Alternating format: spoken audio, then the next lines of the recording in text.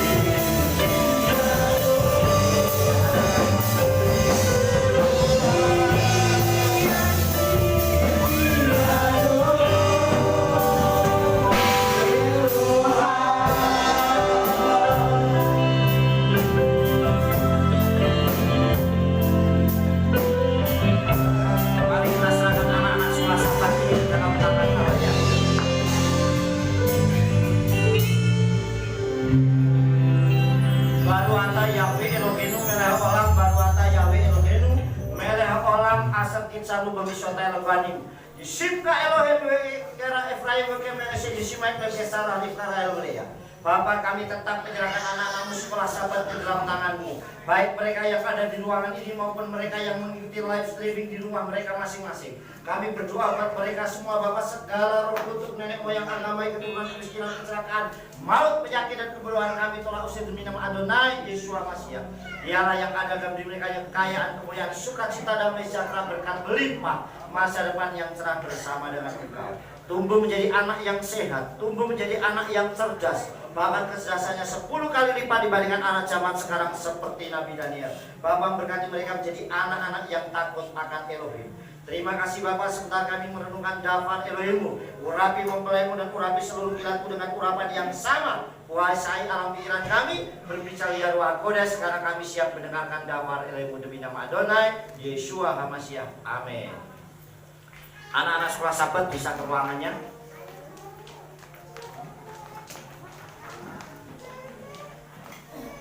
Ya. Shalom Aleichem. Shalom. Apa kabarnya? Luar biasa. Yes. Anak Nuha. Kita itu, ya Bapak Ibu Saudara yang dikasih oleh Bapak Yahweh, hari ini kita akan kembali dengarkan daftar Elohim yang saya beri judul yaitu Elroy. Nah, apa itu Elroy, Saudara? Ya, apa itu Elroy?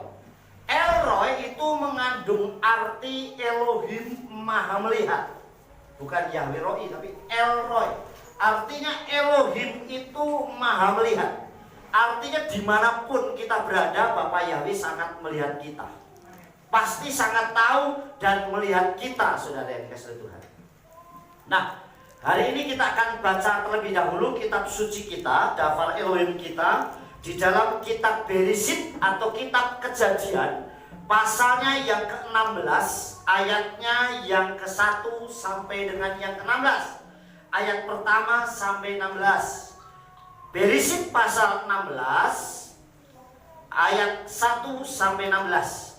Demikian daftar Elohim. Dan Sarai istri Avram itu tidak memberi anak baginya, dan dia mempunyai seorang hamba perempuan, seorang Mitzrayim. Artinya bahwa Hagar itu orang Mesir, orang Mitzrayim, dan namanya adalah Hagar. Maka berkatalah Sarai kepada Avram, lihatlah sekarang Yahweh telah menahan aku dari melahirkan anak. Aku mohon ambillah hambaku, barangkali aku dibangunkan keturunan dari dia. Dan Avram mendengarkan perkataan Sarai. Lalu Sarai istri Avram mengambil Hagar hambanya orang Mitzrayim itu dan memberikan kepada Avram suaminya sebagai istri baginya pada akhir tahun ke-10 sejak Avram tinggal di tanah Kanaan. Dan dia menghampiri Hagar, dan wanita itu mengandung. Namun ketika dia mengetahui bahwa dirinya mengandung, maka majikannya itu direndahkan dalam pandangannya. Maka berkatalah Sarai kepada Avram, penderitaanku ini adalah tanggung jawabmu. Aku telah memberikan hamba perempuanku ke pangkuanmu, tetapi ketika dia mengetahui bahwa dia mengandung, aku telah direndahkan dalam pandangannya. Biarlah Yahweh menjadi hakim antara aku dan engkau. Namun Avram berkata kepada Sarai, lihatlah hambamu itu ada di dalam kekuasaanmu, perbuatlah kepadanya apa yang baik di matamu. Lalu Sarai menindasnya sehingga dia lari dari hadapannya. Dan malaikat Yahweh menjumpai dia dekat mata air di padang gurun, yaitu suatu mata air yang berada di sisi jalan menuju ke Sur. Dan dia bertanya, Hagar, hamba Sarai, dari manakah engkau datang? Dan kemanakah engkau akan pergi? Dan dia menjawab, aku melarikan diri dari hadapan Sarai majikanku. Dan malaikat Yahweh itu berkata kepadanya, kembalilah kepada majikanmu dan tundukkanlah dirimu kepadanya. Dan malaikat Yahweh itu berkata kepadanya, aku akan membuat benihmu sangat banyak dan tidak dapat dihitung karena banyaknya. Lalu berkatalah malaikat Yahweh kepadanya, lihatlah engkau sedang mengandung dan akan melahirkan seorang anak laki-laki. Maka engkau harus menyebutnya namanya Yismael, karena Yahweh telah mendengarkan penderitaanmu. Dan dia akan menjadi manusia liar, tangannya melawan setiap orang dan tangannya setiap orang melawan dia. Dan dia akan tinggal berhadapan-hadapan dengan semua saudaranya. Dan wanita itu memanggil nama Yahweh yang telah berfirman kepadanya, engkaulah El-Roi. Karena dia berkata, betapa aku di sini telah memandang kepada yang memandangku. Karena itu orang menyebut mata air itu mata air Laharoi. Lihatlah, ia ada di antara Kades dan Baret. Dan Hagar melahirkan seorang anak laki-laki bagi Avram, dan Avram menyebut nama anak yang Hagar lahirkan Yismael. Dan Avram berusia 86 tahun pada saat Hagar melahirkan Yismael bagi Avram. Amin. Nah, Bapak Ibu Saudara yang dikasihi oleh Bapak Yahweh, dari pembacaan Dafar Elohim, kita sudah bisa menyimak, kita sudah bisa mengetahui. Saudara yang dikasihi oleh Tuhan, kalau orang tidak sabar menunggu janji Tuhan, itu akan mengakibatkan justru dia salah jalan. Nah, ini yang terjadi seperti Sarai. Bayangkan saudara, yang berfirman itu Bapak Yahweh sendiri saudara. Bapak Yahweh sudah berfirman kepada Avram, keluarlah engkau dari tanah sanak saudaramu, dan aku akan membuat engkau menjadi bangsa yang besar. Artinya menjadi bangsa yang sangat banyak. Bahkan sampai beberapa kali pernyataan Tuhan itu dinyatakan kepada Avram dan Sarai, saudara. Tetapi sekali lagi, kesabaran yang dialami oleh Sarai itu tidak seperti apa yang dijanjikan oleh Bapak Yahweh. Sehingga dia tidak sabar. Aku sudah tua, mana mungkin. Padahal saudara yang dikasih oleh Bapak Yahweh, kalau Tuhan yang berfirman pasti terjadi. Amin. Tetapi karena ketidaksabarannya dia memberikan pembantunya atau memberikan hambanya yang namanya Hagar kepada Avram. Nah, Avram itu laki-laki, dikasih perempuan ya mau saja. Dan dapat dari dikasih itu. Begitu si Hagar tahu dia mengandung, gantian orang yang tidak punya anak itu ditindas ya saudara. Diperlakukan gak adil, dianggap remeh saudara. Mungkin kalau bahasa sekarang ya kan, kamu gak punya anak, aku nih yang punya anak. Bisa seperti itu yang terjadi saudara. Sehingga penderitaan Sarah malah jauh lebih parah daripada sebelumnya. Karena dikecilkan, yang kecilkan hambanya sendiri saudara. Kenapa? Karena ketidaksabaran Sarah menerima janji Elohim. Berapa banyak anak-anak Tuhan yang tidak sabar menerima janji Tuhan, sehingga justru dia menjadi kecewa saudara. Kita akan lanjutkan saudara. El-Roi ya.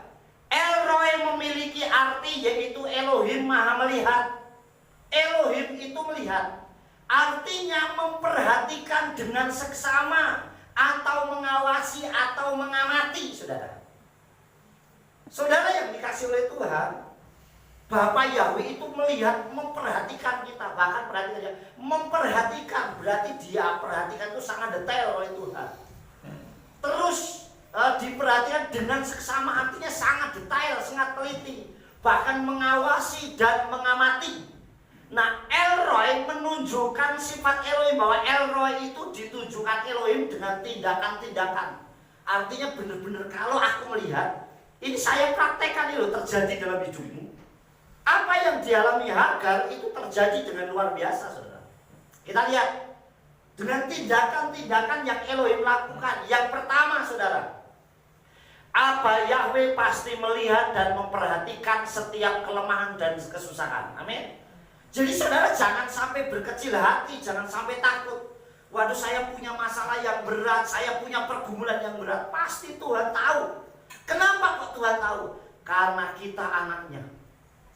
Selama kita dalam pengawasan Tuhan, dalam tangan Elohim, pasti tetap diperhatikan, bukan hanya dalam kondisi suka saja atau bahagia. Dalam kondisi duka, dalam kondisi pergumulan, pasti Tuhan perhatikan. Nggak ada orang tua yang melihat anaknya kelaparan itu dibiarkan. Nggak ada orang tua yang anaknya mengalami kesusahan, dia tidak mengalami kesusahan pula. Kecuali anaknya sudah meninggalkan dan jauh, tidak dikenal oleh bapaknya, saudara. Tetapi selama masih tetap dalam pengawasannya, saudara, pasti tetap di dalam hatinya.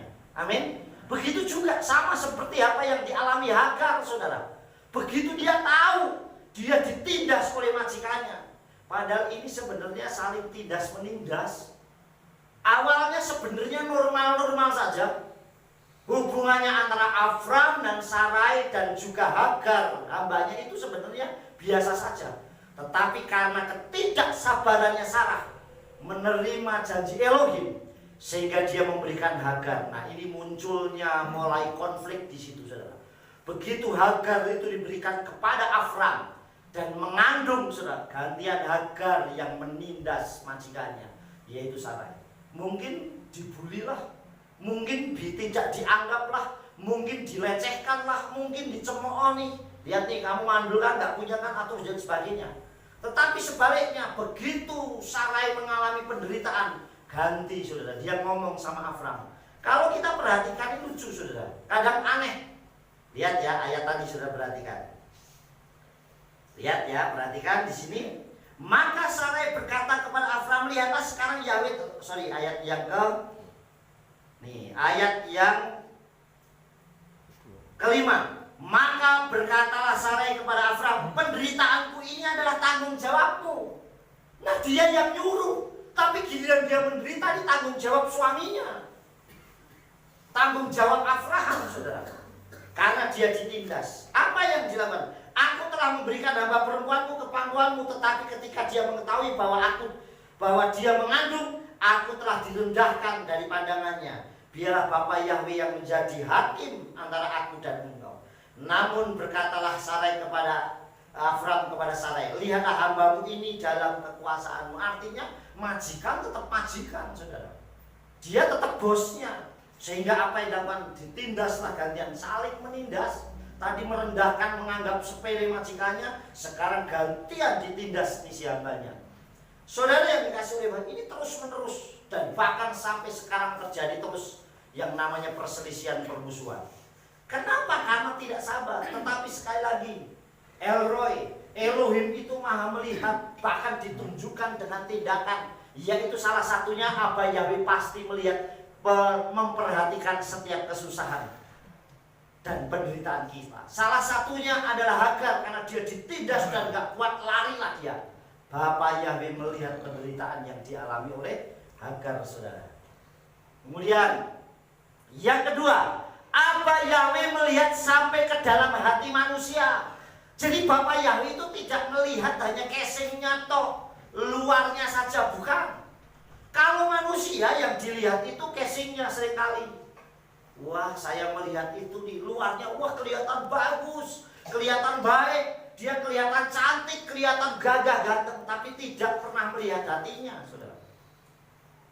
Sedangkan Bapa Yahweh bukan hanya melihat parasnya, tetapi juga melihat sampai ke dalam hatinya, saudara. Terlebih hatinya itu yang paling utama yang Bapa Yahweh tahu, yang dipilih oleh Tuhan. Tetapi sekali lagi, saudara, manusia kadang cuma melihat casingnya toh. Saya pengennya ini, wah saya pengennya seperti ini, seperti ini. Tapi bisa nggak kita memperlakukan yang baik untuk orang yang kita kasihi? Suamimu kan? Istrimu kan? Atau hanya sekedar pajangan? Nah, saudara, ini harus ada timbal baliknya sama dari Abah Yahweh melihat sampai ke dalam hati manusia. Manusia memiliki keterbatasan dalam melihat setiap orang. Tetapi Elohim mampu untuk melihat sampai ke dalam hati manusia. Manusia memiliki keterbatasan. Saya tidak tahu persis sampai ke dalam hati setiap orang. Bahkan istri saya sendiri pun adaptasinya lama. Saudara yang dikasih oleh Tuhan, kalau orang tahu isi hati yang sesungguhnya, pasti nggak ada konflik. Kan tahu kelemahanmu. Tapi berapa banyak orang yang begitu tahu kelemahannya, dia langsung berubah. Coba orang kalau lagi pacaran, Semua yang dilihat indah, kenapa? Yang dilihat casingnya semua. Bahkan orang itu seburuk apapun, dia akan bilang dia itu baik. Saya lihat dia baik. Saudara, saya makan aja disuapin. Saudara kalau lihat sinetron, sausnya nyiprat ke bibir saja dilap. Betul kan? Betul. Yang ngelap siapa? Pasangannya. Saking perhatiannya luar biasa, saudara. Itu buktinya. Begitu pasangannya tidur, wah luar biasa, saudara, tidur ngorok, tetap indah ngoroknya. Kayak pujian penyembahan yang luar biasa, saudara. Sampai ngiler pun, wah tetap wanginya kayak parfum dari Eropa. Tetapi coba begitu sudah menikah 3 bulan, saudara, wah nggak usah lama-lama, nggak usah nunggu 1 tahun, 3 bulan aja. Begitu tidur, setiap tidur ngorok, setiap tidur ngorok. Saya yakin saudara akan bilang, apa nggak ada yang lain nih musiknya? Saudara bisa seperti itu, saudara, yang terjadi. Kenapa? Karena membuktikan bahwa hatinya belum nyatu. Mesti ada terjadi gesekan konflik. Saya sama ibu gembala sama. Lidah saya sama dia aja beda jauh. Maksudnya beda jauh itu kalau merasakan saya orang daerah sini, nak makan beda dengan mereka. Dia senengannya oseng-oseng, saya nggak pakai itu. Saya beda. Dan itu harus adaptasi, saudara. Tapi bagaimana, saudara?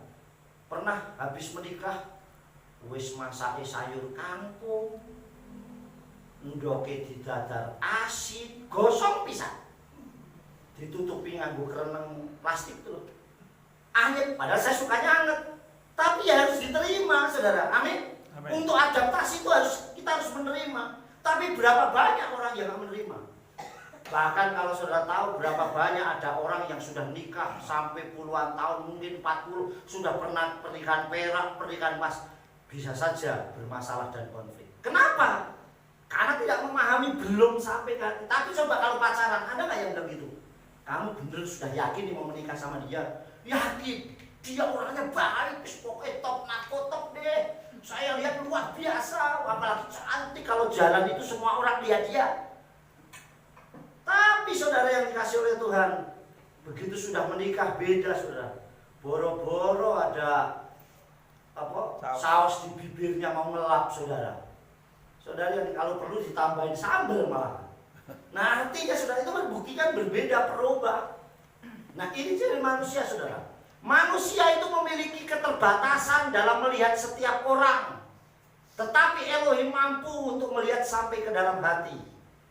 Saudara yang dikasih, kecuali manusia itu yang berubah dengan sendirinya. Kita lihat satu contoh bukti. 1 Samuel pasal 16 ayat 7. Di situ dikatakan demikian, daftar Elohim. Wa yomer Yahweh el Samuel altabet el marihu wa el gevoha komatoki me astehu kilo aser yir'eha adam kiha adam yir'ela einayim wa Yahweh yir'ela lefaf. Dan berkatalah Yahweh kepada Samuel, jangan memandang penampilannya atau kepada tinggi perawakannya, karena aku telah menolaknya. Sebab manusia tidak melihat apa yang dia lihat. Sebab manusia memandang penampilan lahiriah, tetapi Yahweh memandang hati. Amin. Berbeda, ini sebuah kisah di mana waktu itu Israel mau mencari penggantinya Saul sebagai raja. Kemudian pikirnya Samuel, bayangkan tuh saudara, Samuel ini seorang nabi besar, seorang yang hebat, orang yang dipilih Tuhan dari sejak kecil. Bukan serta-merta gede dipanggil Tuhan, tidak. Tapi dari kecil, saudara. Bahkan saat dia dalam pengasuhannya Imam Eli, saudara, dia katakan waktu dia tidur, dia panggil Samuel, Samuel. Dia datengin ke Imam Eli. Ya Bapak, apakah engkau memanggil aku? Imam Eli ngomong, enggak, anakku, tidurlah lagi. Tidur lagi. Dipanggil lagi, Samuel, Samuel, sampai 3 kali, saudara. Dan kemudian apa yang terjadi? Ya Bapak, apakah Bapak memanggilku? Enggak. Baru Imam Eli peka, saudara. Karena dia seorang imam. Oh, yang manggil Bapak. Nanti jika engkau dipanggil kembali, engkau katakan, ya Tuhan, ini aku. Aku mendengar engkau. Saudara, begitu kali Samuel sama, iya Tuhan, aku mendengar. Saudara yang dikasih oleh bapaknya sejak dari kecil. Tetapi saat dia mau melantik, dia mau mengurapi raja sebagai pengganti Saul, saudara, dia masih bisa salah pandang, saudara. Perhatikan yang pertama yang lewat kakak-kakaknya Samuel. Kita lihat ya, kita baca ayat sebelumnya, 1 Samuel. Supaya pelan-pelan tetapi kita bisa menyimak dengan baik. Itu ayat 7, berarti kita baca dulu ya. Nah, saudara perhatikan ayat yang ke-6. Dan terjadilah pada waktu mereka datang, Samuel melihat Elia, saudara, lalu berkata, sungguh yang diurapi Yahweh ada di hadapan Yahweh. Saudara, sebelum David datang, yang datang Eliab saudaranya. Wah, gagah, ganteng, tampan. Jelas dong ini pemimpin yang luar biasa, saudara. Biasanya nyari pemimpin kan yang gagah, ganteng, keren, idola lah, seperti itu, saudara. Sebelum itu kita lihat lagi, saudara, perhatikan. Ya, kalau kita baca sebelumnya, saudara, perhatikan dengan baik-baik ya ayat yang lalu Samuel melakukan apa yang Yahweh katakan dari pergi Betlehem, dan para tua-tua kota itu gemetar menemuinya serta berkata, apakah kau datang dalam damai? Dan dia berkata, damai, aku telah datang untuk mempersembahkan korban kepada Yahweh. Kuduskanlah dirimu dan kamu harus datang kepadaku ke upacara pengorbanan. Lalu ia menguduskan Isai serta anak-anaknya. Ia mengundang mereka di upacara pengorbanan. Nah, begitu datang Eliab, kakaknya, ternyata oh salah saya. Padahal bayangin loh, Samuel orang yang diurapi Bapak Yahweh yang luar biasa.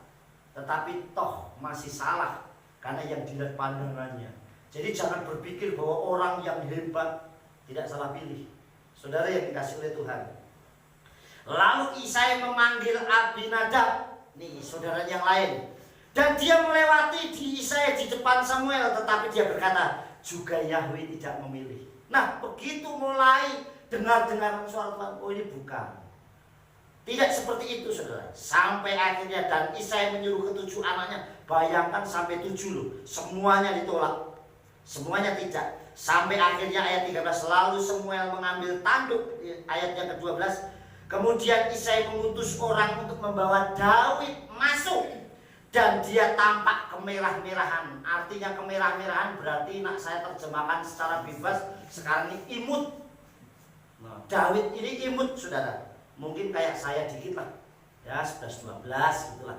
Kalau nggak mamerin diri sendiri sopo meneh. Istri saya wis jarang mamerin saya. Ya, perhatikan saudara.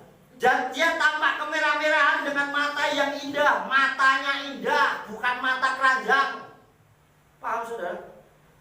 Kalau mata indah itu artinya mata yang memang menyejukkan, bukan mata keranjang, lihat sesuatu sedikit, plotat. Dan itu sudah bukan di hadapan Tuhan, sudah. Dengan mata yang indah dan wajah yang tampan, berarti memang baik dan tampan. Dan Yahweh berkata, bangkitlah urapi dia, karena itulah dia. Jadi artinya saudara yang dikasih oleh Bapak Yahweh, tetapi Yahweh memandang hati, tahu sampai ke dalam hati. Makanya orang mau bohong kayak apapun, istrinya bisa dibohongin, suaminya bisa dibohongin, anaknya bisa dibohongin, orang tuanya bisa dibohongin, tapi Tuhan nggak bisa dibohongin. Amin. Amin. Jadi kita harus lihat kalau Bapak Yahweh Maha tahu apa yang terjadi. Saudara yang dikasih oleh Bapak Yahweh. Nah, itu yang kedua, saudara. Apa Yahweh melihat sampai ke dalam hati manusia. Jadi ditunjukkan melalui sikap hati sampai ke dalam hati. Kemudian yang ketiga, apa Yahweh pasti melihat dan memperhatikan setiap umatnya. Bukan hanya melihat dari dalam hati sampai ke dalam hati, tapi melihat semua, entah penderitaan, sukacita apapun yang dialami oleh semua umat manusia. Berarti semuanya, saudara. Setiap umatnya dikasih. Ini gambaran bagaimana orang Israel keluar dari Mesir mengalami penderitaan Bapak Yahweh, sebab keluh kesahnya sampai kepadaku. Penderitaannya tahu. Jadi sebenarnya kalau saudara punya pergumulan, nomor satu, lapurlah sama Tuhan kita. Amin. Tuhan, saya punya masalah yang berat. Bapak Yahweh, saya punya pergumulan yang berat. Saudara jangan berpikir bahwa oh gembala ini gak punya masalah. Siapa bilang? Justru masalahnya jauh lebih besar dibandingkan saudara. Kadang kita harus menghadapi situasi yang sulit. Kadang kita diperhadapkan dalam masalah yang sulit. Bagaimana saya harus mengambil sikap keputusan, apa yang harus saya lakukan, saudara. Nah, Abah Yahweh pasti melihat setiap pergumulan umatnya. Bapak Yahweh pasti melihat dan memperhatikan satu persatu. Dan yang jelas matanya akan tertuju orang yang taat dan setia kepadanya. Amin. Pasti dong, orang yang punya nilai plus di hadapannya itu pasti punya perhatian yang jauh lebih dibandingkan yang lainnya. Kita akan lihat ya ayatnya. Tehillim atau Mazmur 33 ayatnya 18. Hine ein Yahweh el yirain lam yakhalim lekasdu. Lihatlah mata Yahweh tertuju kepada orang-orang yang takut akan Dia, pada orang-orang yang berharap pada kasih setianya. Perhatikan ada dua hal yang saudara bisa simak baik-baik dari ayat satu ayat atau Tehillim 33 ayat 18 ini. Yang pertama, saudara, mata Yahweh tertuju kepada orang yang takut akan Dia. Jadi berarti mata Yahweh pandangannya tertuju kepada siapa? Umatnya yang takut akan Dia, umatnya yang taat dan setia kepadanya. Pasti fokusnya nomor satu kepada anak kesayangannya dong. Betul nggak? Kepada anak yang istimewa dong. Betul nggak? Jadi jelas dong saudara ini.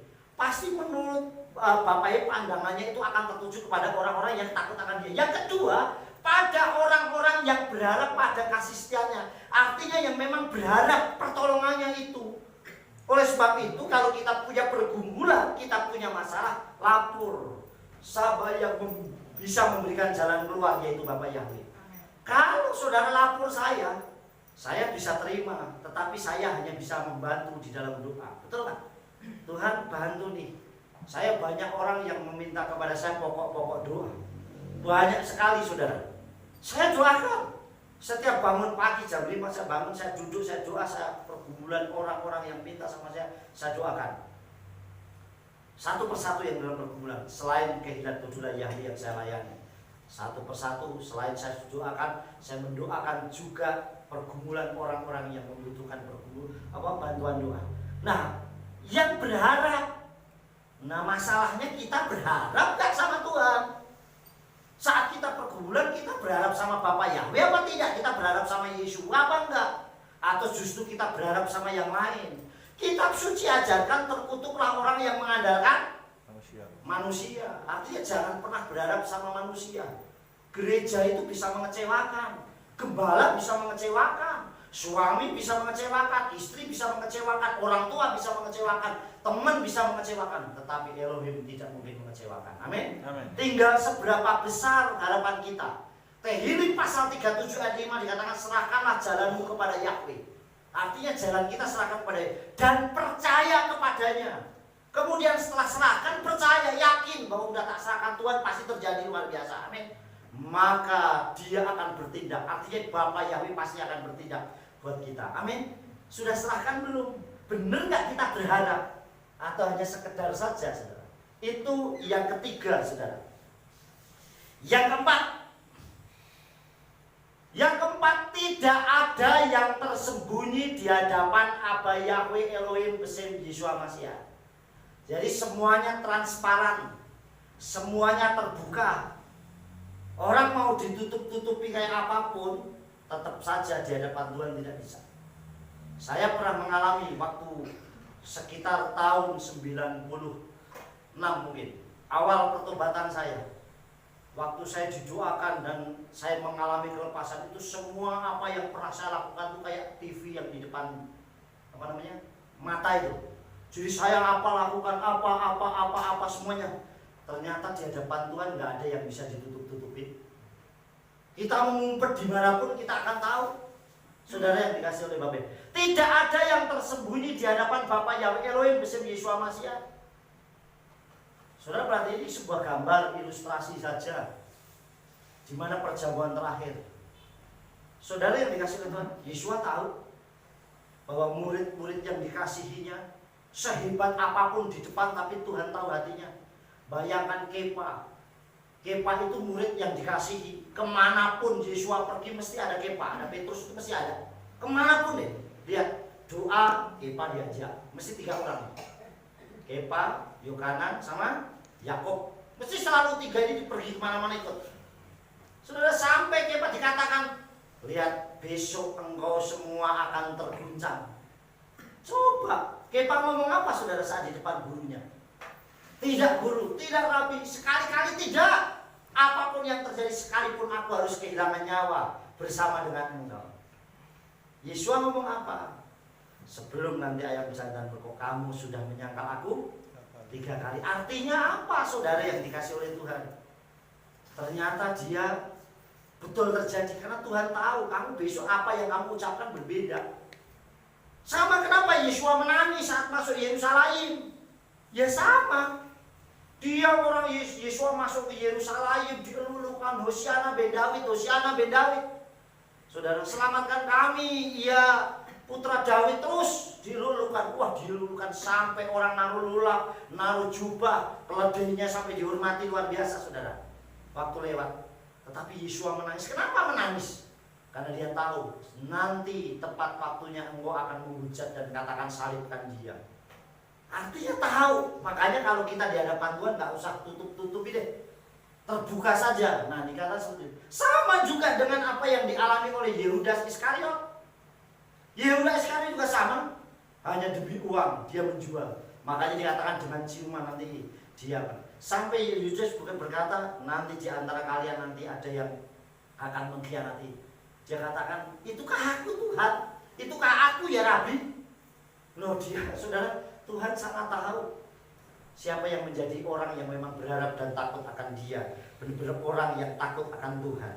Jadi saudara yang dikasih oleh Bapa Yahweh, berapa banyak orang-orang yang seperti itu. Tetapi lihat, Bapa Yahweh itu maha melihat. Amin. El-Roy, Elohim itu maha melihat setiap umatnya, bukan hanya casingnya, tetapi sampai ke dalam hati. Lanjut, kita lanjut ya. El-Roy, di mana Elohim maha melihat, terjadi dalam pribadi Yeshua HaMashiach, menyatakan El-Roy dalam dirinya. Saudara yang dikasih oleh Tuhan, ternyata El-Roy atau Elohim maha melihat itu terjadi di dalam diri Yeshua HaMashiach.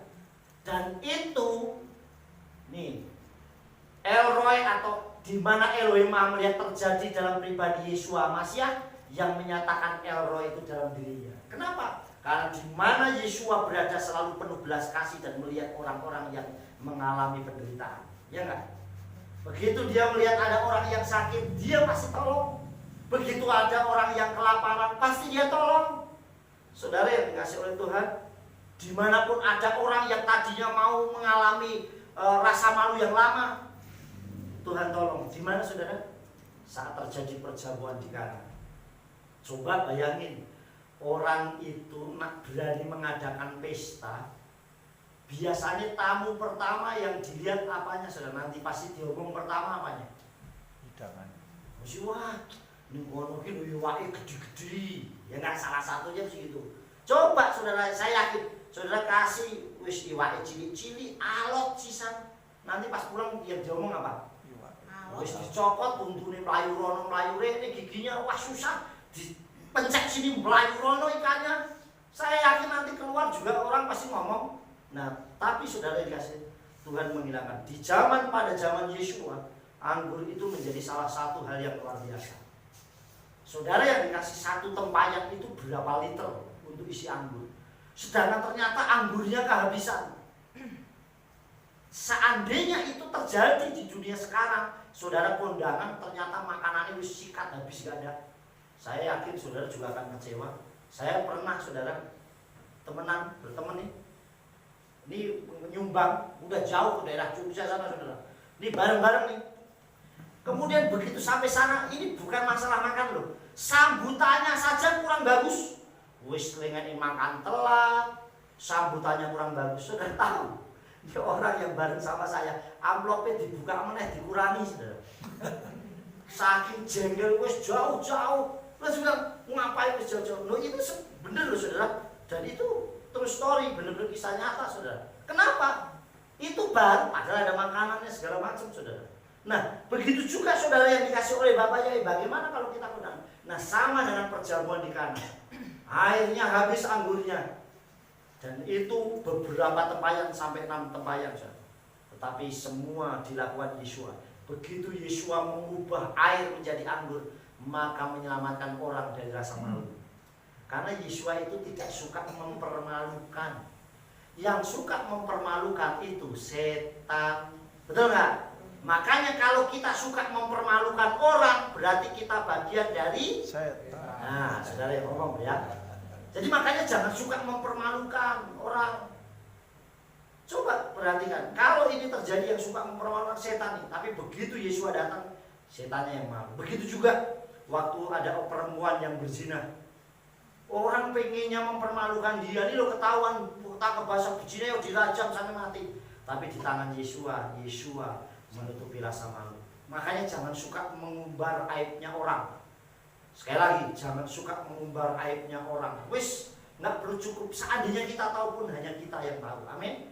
Nggak perlu orang lain tahu. Biarkan itu urusan Bapa Yahweh dengan orang itu. Amin.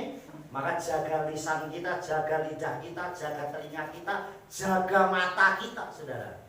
Jaga tangan kita, jaga penciuman kita supaya tidak membawa dalam dosa. Kita lihat buktinya, saudara. Ini ayatnya yang terakhir. Perhatikan ya. Matius 14 ayat 14. Wa yense Yesua wa yarehamon amraf wa rakamai nikmeru alaihem wa yirpa et kholaihem. Dan setelah keluar, Yesua melihat kerumunan orang banyak. Yang dilihat apa, saudara? Kerumunan orang banyak. Dan dia digerakkan oleh belas kasihan ke atas mereka dan menyembuhkan penyakit mereka. Artinya dia melihat penderitaan setiap orang yang membutuhkan. Amin. Enggak dipilihin. Wah, ini ya tak tolong. Dunia tidak seperti itu, saudara. Coba kalau saudara nggak percaya, saudara pergi berobat deh. Yang punya uangnya banyak pasti nomor 1 bisa. Betul nggak? Lewat belakang bisa. Apalagi kalau saya punya kelas yang wah kayak VIP atau sebagainya, masih prioritas punya. Tapi Tuhan tidak. Siapapun yang membutuhkan pertolongan dijamah, ditolong, saudara. Tidak peduli itu siapapun. Tetapi sekali lagi, pasti waktunya Tuhan itu tepat. Amin. Jadi saudara yang dikasih tidak pilih-pilih. Pelayanan juga nggak pilih-pilih, apapun yang kita layani, layani saja. Berapapun sudah jam berapapun, kita siap untuk melayani Tuhan dengan baik, dengan sungguh-sungguh. Amin, saudara. Amin. Jadi Bapak Ibu Saudara yang dikasih oleh Bapak Yahweh, kita bersyukur. Kayak kemarin 1 minggu yang lalu, hari apa ya? Minggu ya, hari Minggu. Saudara kita Bapak Gembala Harun dipanggil Tuhan. Saudara, itu sudah rencana bagi saya satu kesaksian yang luar biasa, saudara. Karena saya menyiapkan khotbah ini selalu hari Minggu. Saya menyiapkan hari Minggu khotbah ini. Minggu yang lalu, berarti 1 minggu yang lalu. Karena saya tidak pernah menyiapkan khotbah itu mendadak. Bahkan untuk khotbah yang minggu depan, saya sudah punya, sudah tak kirim ke Imo juga untuk siap dimasukkan ke laptop, saudara. Nah, waktu saya menyiapkan khotbah ini, saudara, sudah tak masukkan, nah kan mesti tak tethering. HP yang satu yang saya pakai buat munggah YouTube itu nggak pernah aktif. Jadi kalau saudara hubungin yang biasa saya buat kirim renungan, itu mesti nggak aktif. Aktifnya hanya kalau saya tethering, karena nggak mungkin saya paketin dua-duanya ya, buat apa, saudara. Nah, waktu saya nyalain itu karena saya buat khotbah, Ibu Harun itu telepon saya, Pak tolong Pak Harun sakit Pak Harun drop Pak. Saya langsung doa, saudara. Waktu itu saya doa, dan begitu saya doa, selesai saya bilang, Bu ada tabung gak, ada gas gak, oksigen, tabung oksigen gak, saya bilang gitu. Coba cari, ternyata saya telepon adiknya dan sudah dibawa ke rumah sakit Aryo Irawan, saudara. Nah, saya bilang sampai saya, nanti kita besok sebentar ya, selesai saya buat khotbah, saya mandi, jam berapa kita ke sana? 6 ya. Jam 6 ya, berangkat jam 5, jam 6 sampai sana. Saya ngobrol sama Harun. Begitu saya udah lihat Harun, saya doa. Selesai saya doa, Pak Harun dipanggil Tuhan, saudara. Tuhan punya rencana yang indah. Kadang memang membutuhkan support, membutuhkan dukungan doa, bahkan sampai kembali kepada Tuhan. Dulu saya ingat Pak Suradi juga seperti itu ya. Udah sakit berapa, saya datang, saya doain, saya cuma jalan sampai parkir, Pak sudah dipanggil Tuhan. Begitu juga Pak Ramlan, saudara. Pak Ramlan dulu juga masuk ICU, saya masuk ke ruang ICU, saya doain, saya pulang, Pak Ramlan dipanggil Tuhan. Tapi jangan salah, nanti dikirain saya pencabut nyawa. Saudara, Ya, itu kadang ada orang yang membutuhkan support untuk doakan saya. Amin. Amin. Jadi saudara, kita harus tahu. Jadi saudara yang dikasih oleh Bapak Yahweh dan dia digerakkan oleh belas kasih. Punya nggak kita belas kasih kepada orang? Makanya ajaran Yesua itu bagi saya belum pernah ada di dunia. Yang pertama, sudah perhatikan. Wa ahabta Yahweh Elohika bekal bapkau, bekal nafsikau, bekal melodika. Kasihlah Yahweh Elohimmu dengan segenap hatimu, dengan segenap jiwamu, dengan segenap kekuatanmu. Saya yakin semua orang bisa lakukan ini. Gampang. Mengasihi Bapak Yahweh bisa nggak? Bisa. Dengan segenap hati bisa nggak? Dengan segenap jiwa? Segenap kekuatan? Bisa selama melayani saudara. Dengan sungguh-sungguh. Kasihlah sesamamu seperti dirimu sendiri, bisa nggak? Bisa. Tapi yang tiga, ayo saya yakin mesti ada pikir, tahu gak? Kasihilah musuhmu. Coba bayangin, kita suruh mengasihi orang yang jahat di depan kita, saudara. Ayo, saya yakin itu butuh jiwa besar 2 kali lipat. Tapi itulah ajarannya Yesua, saudara. Bahkan suruh mengampuni saja sampai berapa kali? 70 kali 7 kali itu error. 70 kali 70 kali 70 kali 70. Ayo coba itu pakai kalkulator, rusak kalkulator ya. Artinya gak terbatasnya luar biasa, bukan 70 kali 7 ya. Nah, 70 kali 7 berapa? 490 sih gampang. Kalau 70 kali 70 kali 70 coba dihitung, kan yang tahu?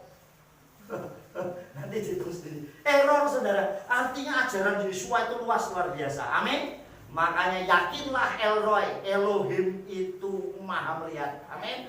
Yesua maha melihat setiap kehidupan kita. Bapak Yahweh maha melihat setiap kehidupan kita. Yang terakhir saudara bagi berdiri. Yuk. Kita baca bersama-sama dengan suara yang keras. Sudah? Kita baca bersama-sama ya. 1, 2, 3. Abba Yahweh Elohim Besed Yesua HaMashiach selalu melihat setiap pergumulan dalam kehidupan kita. Haleluya, amin. Yes. Beri tepuk tangan buat Tuhan. Silakan untuk saudara, saya undang worship leader, singer, pemain musik bisa maju ke depan.